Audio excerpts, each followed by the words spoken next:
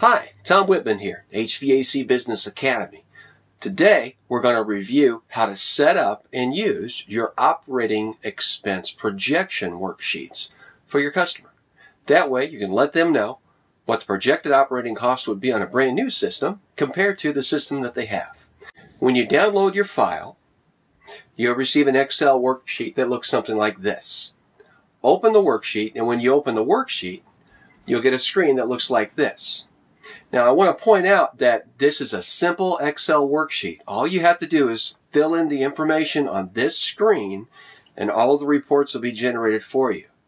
Secondly, if you look along the bottom of this Excel worksheet, you're going to be asked to click the tabs on the bottom. So, as we look a little further, a little bit closer, as you can see, what we're going to look for, first of all, is the heating hours for your area and the cooling hours for your area. Now, when you take a look at the tabs on the bottom, to the right, you'll see where it says a heating hours worksheet and cooling hours worksheet. As you tab over, the heating load hours look something like this. Okay? So the first setup that we're going to do is Mid-Florida. So we're going to pick the appropriate amount of hours for that and enter that into our worksheet. Then as you tab over to the next tab on the bottom, you'll have your cooling worksheet. So you want to select over the tab and pick the operating hours in that area. Once you've established the operating hours in your area, the next step is to fill in the blanks. For example, Central Florida heating hours would be about 800, and for Central Florida, cooling hours would be about 2,800. When we finish, we're going to give an example of Mid-Florida compared to Wisconsin, so you can see the extremes and how the different operating cost projections work, okay? For now, we're going to use Florida. Next step is to enter the cost for your natural gas, enter the cost for your fuel, number 2 fuel oil per gallon, and then your air conditioning cost per kilowatt hour, and then your heat pump cost per kilowatt hour. I've separated these two because oftentimes around the country they do give separate electric rates for both heat pump and air conditioning based on their demand. So just fill those numbers in, you'll be ready to go. Okay, now once you're finished with that, select each tab on the bottom and print. They're already pre-formatted to print properly for oil heat, gas heat, air conditioning, and heat pump. And that'll give you a few spreadsheets so we can begin. Now, let's just take a closer look at the gas heating sheet, and I'll explain how this works, okay? Now, as you tab over to your gas heating sheet, we'll zoom in a little bit closer. On the far left, it gives the efficiency percentage of the existing system.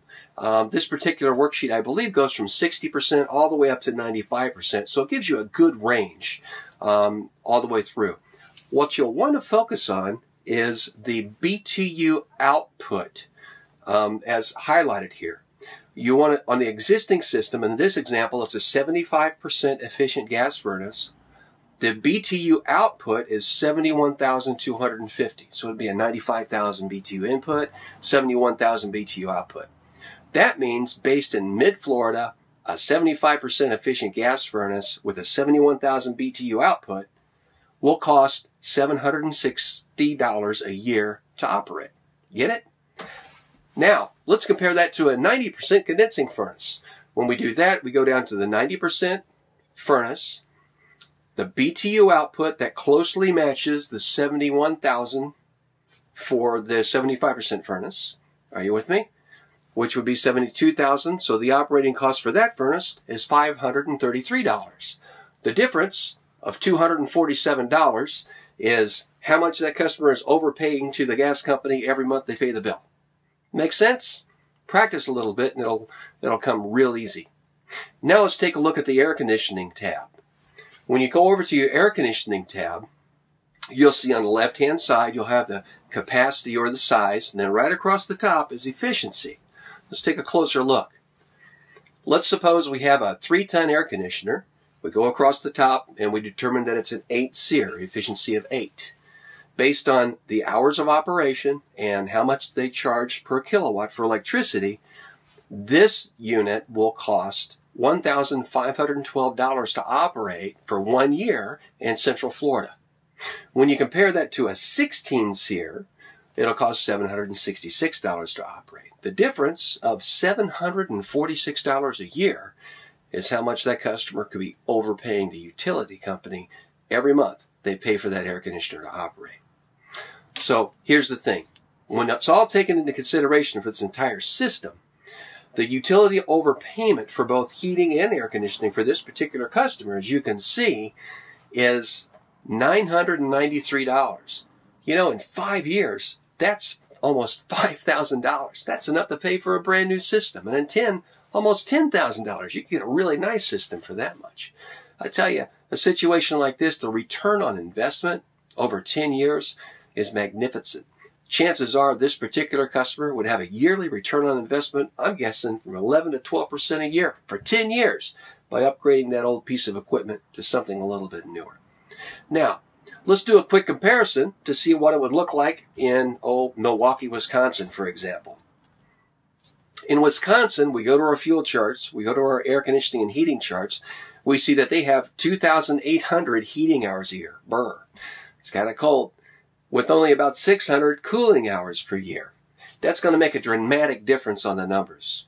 We went ahead and put in the natural gas per therm, oil cost per gallon, and the air conditioning and heat pump cost per kilowatt hour as well.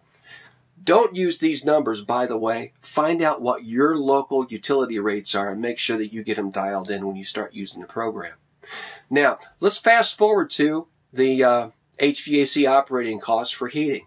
Let's take a similar scenario, 75,000 BTU gas furnace, 71,000 BTU output, not input, output. That means that customer is going to spend $2,600 a year to heat their home with that furnace. Ouch.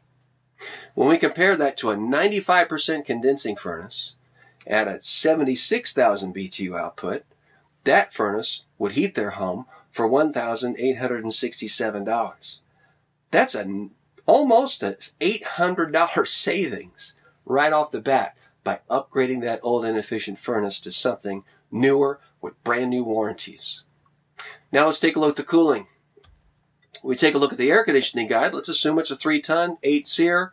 That 8 SEER 3-ton in Milwaukee, Wisconsin is going to cost about $324 to operate. A whole lot different than Central Florida because of the operating hours. Now compared to a 16 2-stage, we're looking at about $164 with an operating difference of $160. So if this customer upgraded the air conditioning, they would tend to save $160 over the cost of paying to operate their older system.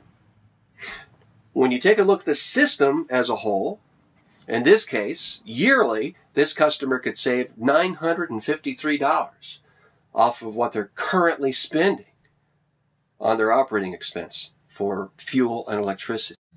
That's how much they're overpaying the utilities. In 5 years, that's $4,700, and in 10 years, that's almost $10,000. So, as you can see, this is a very, very effective tool for you to use communicating a part of the total cost of operation for a customer.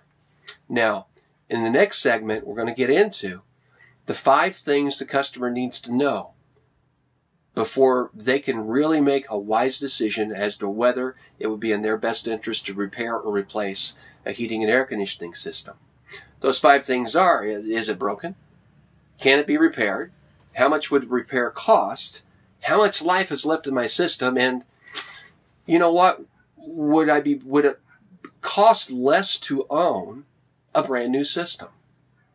Until then, set up your worksheets, fill in the gaps, work it out, and you will be equipped to go make it happen.